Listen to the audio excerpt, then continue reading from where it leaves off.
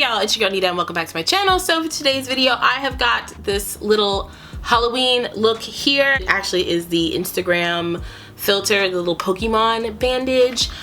Y'all, this was a struggle. I initially had planned to do something else and that was a complete and utter dud. So I had to go back to the drawing board and do this, which actually came out pretty well. Unfortunately, I did not turn on the camera when I was drawing on the Band-Aid. All I used for that was this ColourPop cream gel liner. I think this is in the shade Honeydew. I'll definitely leave it down below in the description box. There'll be links to everything that I used in today's video in the description box. So without further ado, I'll let y'all see how I achieve this look.